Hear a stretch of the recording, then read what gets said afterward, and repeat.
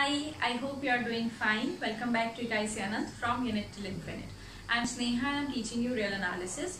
If you are new to the channel, हम लोगों ने LCD और functions तक पूरा कर लिया था. We started with integrability और आज हम लोग करेंगे, लास्ट जो लेक्चर था हमारा उसी को एक्सटेंड करेंगे. लास्ट लेक्चर में लास्ट चीज जो हमने करी थी वो थी some inequalities related to integrable functions और इंटीग्रेबिलिटी. आज उसी को थोड़ा सा फर्दर आगे बढ़ाएंगे.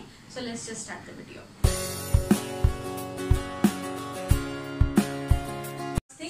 डार्बो इनइक्वालिटी और Darboux theorem. Darboux I am writing inequality क्योंकि ये इनइक्वालिटी ही है. ठीक है, इनइक्वालिटीज. वैसे इसको डार्बो थ्योरम के नाम से भी जानते हैं हम.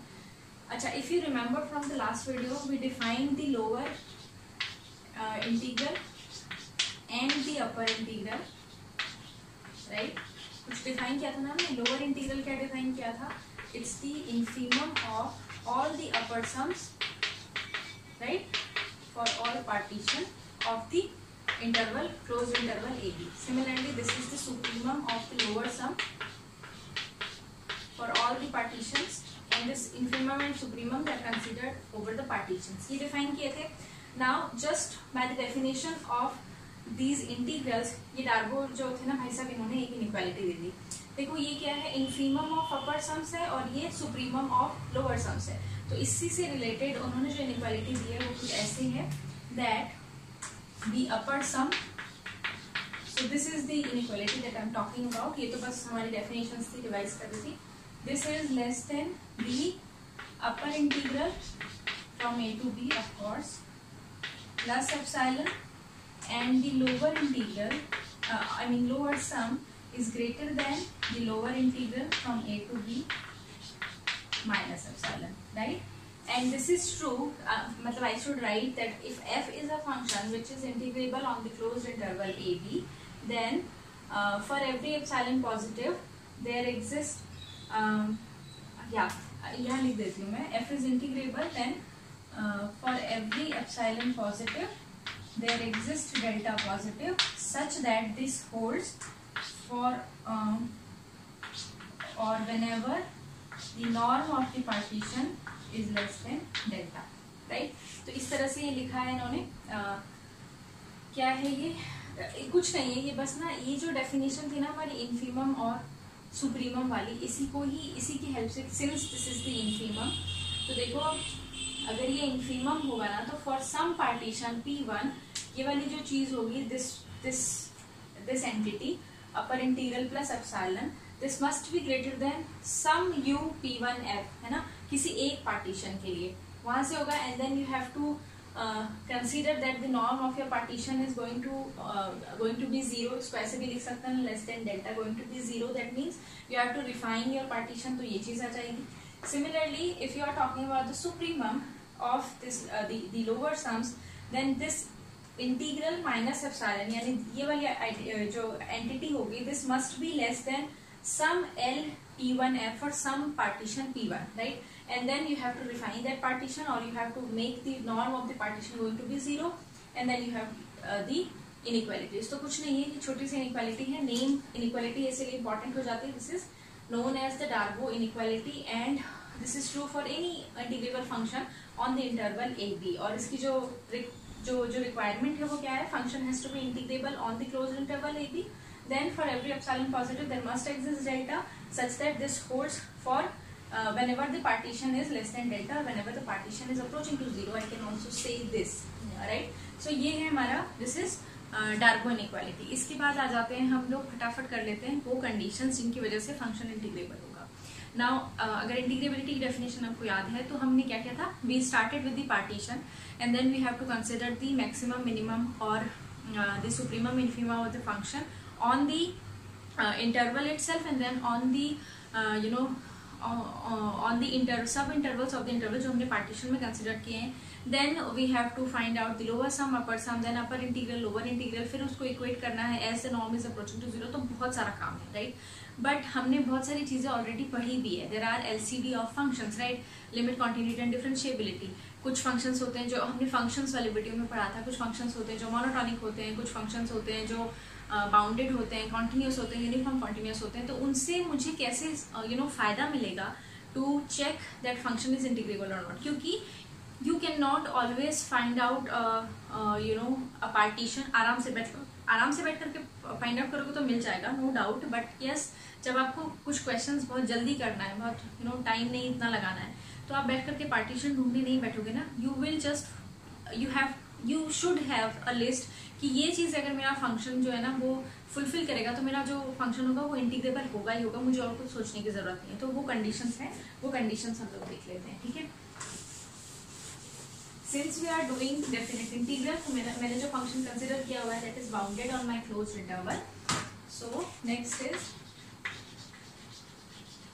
Conditions for integrability, right? So the very first one is if my function f is bounded and monotonic on the closed interval ab, this implies that f belongs f is R integrable or f is integrable, ऐसे लिखते हैं when the function is integrable. So if a function is bounded and monotonic then the function must be integrable, ठीक है। तो ये एक चीज आ गई हमारे पास। कभी भी क्वेश्चन है और ऑप्शन ऐसे लिखा है that function is integrable or not, आप क्या चेक करोगे? if my given function is bounded or not, first thing। second thing is वो मोनोटॉनिक है क्या, इंक्रीजिंग ग्राफ बन रहा है या डिक्रीजिंग ग्राफ बन रहा है, फंक्शन इंक्रीजिंग है या डिक्रीजिंग है। अगर इन दोनों में से एक है तो फंक्शन इंटीग्रेबल होगा ही होगा। एंड यू टेल मी कि ये फंक्शन इंटीग्रेबल क्यों होगा, क्योंकि इफ यू रिमेंबर हमने जो इंटीग्रेबिलिटी ज्योमेट्रिकली इंटरप्रेट की थी वो क्या की थी, it's nothing but the area under the graph. Once you know that your function is increasing और a function is decreasing plus it is bounded, तो वो जो एरिया बन जाएगा वो आप समझ जाओगे कि हाँ इस तरह का एरिया बनेगा और ये इंटीग्रेबल हो जाएगा, या एरिया फाइनाइट निकल के आएगा तो इंटीग्रेबल होगा, ठीक है। So first is bounded plus monotonic implies integrability. Second I would say if my function is bounded plus continuous and continuous, this implies of course on the closed interval a b, मैं उसी की बात कर रही हूँ पूरे अपने course में। so f is R integrable और f belongs to f is integrable, right. So अगर मेरा फंक्शन बाउंडेड हो, बाउंडेड तो बहुत जरूरी है फंक्शन का होना, और साथ में कॉन्टिन्यूस भी हो, फंक्शन में डिसकॉन्टिन्यूटी नहीं हो किसी तरह की, तो भी मेरा फंक्शन जो होगा वो क्या होगा, इंटीग्रेबल होगा। लेकिन अब आप सोच के देखो, अगर फंक्शन कॉन्टिन्यूस फंक्शन का ग्राफ बना रहे हो दैट मीन्स फंक्शन कॉन्टिन्यूस है, ब्रेक कहीं पर भी नहीं लग रहा। लेकिन अगर ब्रेक लग भी जाएगा तो क्या होगा, है ना।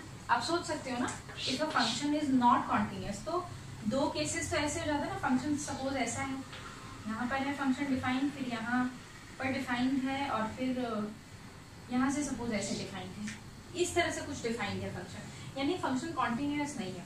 तो आप पूछोगे कॉन्टिन्यूस नहीं होगा तो क्या हो जाएगा फंक्शन, अगर कॉन्टिन्यूस नहीं होगा तो क्या होगा, है ना, कुछ नहीं होगा। अगर फंक्शन ना काउंटेबली फाइनाइट पॉइंट पर डिसकॉन्टिन्यूस होगा तो भी फंक्शन इंटीग्रेबल होगा।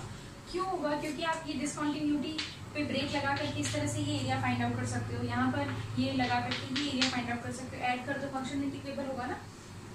सो ये दिस इज नॉट लाइक बहुत कन्विंसिंग ग्राफ नहीं था, तो इसके पीछे मत पड़ जाना कि ये ग्राफ क्या है कैसे है। मेरे बोलने का मतलब है अगर फंक्शन कॉन्टिन्यूस नहीं भी होता है तो क्या ऐसी आफत आ जाएगी कि फंक्शन इंटीग्रेबल नहीं होगा।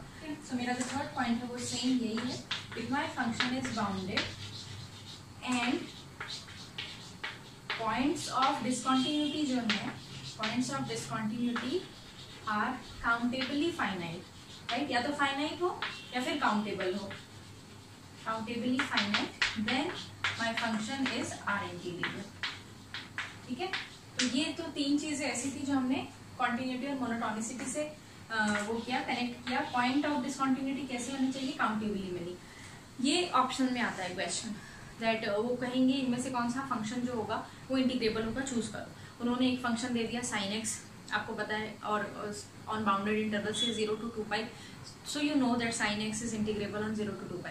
फिर उन्होंने लिखा a function which is continuous and bounded, you would say yes a function which is continuous and bounded, वो होगा। फिर उन्होंने एक क्वेश्चन दे दिया such that a function with point of discontinuity is equal to the set of rationals. अब आपसे पूछेंगे वो इंटीग्रेबल है कि नहीं। Now you know that set of rationals are countably finite, तो आप कहोगे कि हाँ ये फंक्शन भी जो होगा ये अपना इंटीग्रेबल होगा। तो ये 3 पॉइंट्स हो गए हमारे कॉन्टिन्यूटी और मोनोटोनिसिटी से रिलेटेड, कि फंक्शन मोनोटोनिक और कॉन्टिन्यूस होगा। डिसकंटिन्यूस भी चलेगा फंक्शन तब तक जब तक उसकी जो डिसकंटिन्यूटी का सेट है वो काउंटेबली नहीं, राइट। इसके बाद है एक और चीज आ जाती है इसी में, इफ अ फंक्शन से if a function is bounded on A B right. F is, ये इफ एंड ओनली कंडीशन, इसलिए मैं अलग से लिख रही हूँ, एफ इज इंटीग्रेबल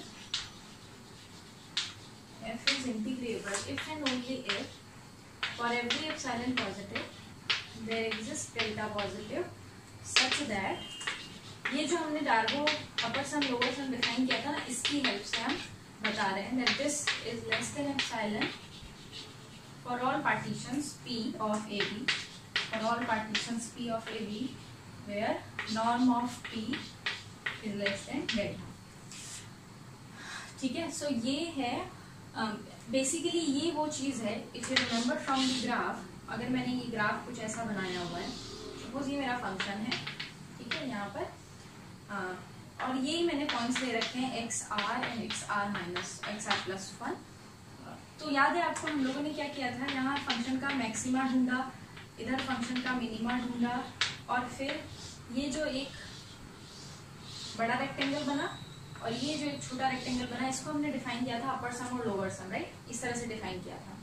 इस इनइक्वालिटी का मतलब है, what they are trying to say is my function will be integrable if and only if ये जो सम है ना, ये एक दूसरे से आर्बिट्ररीली क्लोज्ड आ जाए, जो मैंने उस दिन भी बात करी थी। व्हेन दिस सम, ये वाला सम जो है छोटा वाला, ये वाला सम, ये इसमें और इसमें डिफरेंस नहीं बचे, ये बिल्कुल आसपास आ जाए, क्योंकि मुझे अप्रोक्सीमेट यही करना है एक्चुअली।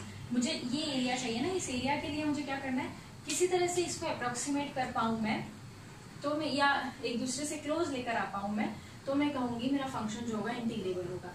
ऑल्दो यहाँ पर मैंने बहुत बड़ा इंटरवल बनाया है, ये जो एक्स आर प्लस 1 इंटरवल बनता है, ये बहुत छोटा बनता है, बहुत ही छोटा। तो ना इसकी वजह से, जैसे अगर मैं ये बना रही हूँ, ये इतना सा ही रहता है, छोटा सा इंटरवल रहता है। इसकी वजह से क्या होता है, ये आ गया आपका मैक्सिमा कैपिटल M और ये आ गया आपका मिनिमा, राइट, यहाँ पर।